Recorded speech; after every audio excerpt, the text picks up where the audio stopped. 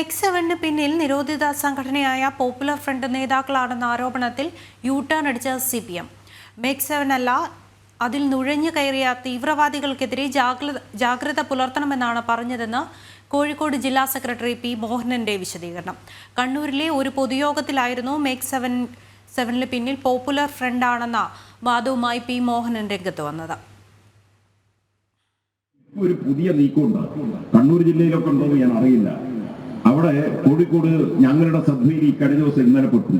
എന്താണെന്നറിയോ, ചിലടത്ത് ഈ രാവിലെ ആളുകൾക്ക് ഒരു ശരീരക്ഷമതയൊക്കെ വർദ്ധിപ്പിക്കുന്നതിന് രാവിലെയുള്ള ഒരു കായിക പരിശീലനമൊക്കെ എക്സസൈസ്, അതെ എക്സസൈസ് ഞങ്ങളുടെ ജില്ലയിൽ ഒരു 1-2 സ്ഥലത്ത് രാവിലെ ഒരു വാട്സപ്പ് കൂട്ടായ്മയൊക്കെ രൂപീകരിച്ച് ഇങ്ങനെ ഒരു പുതിയ സംഘം വന്നിരിക്കുന്നു.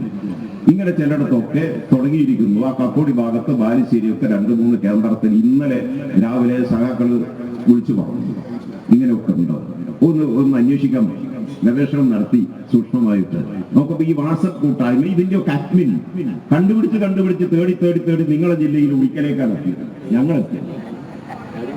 അതെ. അപ്പൊ നോക്കുമ്പോ 2 ആളെ പറ്റി അന്വേഷിച്ച് നോക്കുമ്പോ നിരോധിക്കപ്പെട്ട പോപ്പുലർ ഫ്രണ്ടിന്റെ ആളുകളാണ്. ഇവരെഴുന്നള്ളിച്ച് കൊണ്ടുവരുന്നത് ആരാ? ജമാഅത്തെ ഇസ്ലാമി.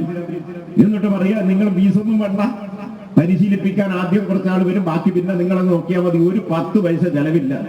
തുറസായ സ്ഥലത്ത് ഒരു സ്ഥലത്ത് എന്താ ഏർപ്പാട്?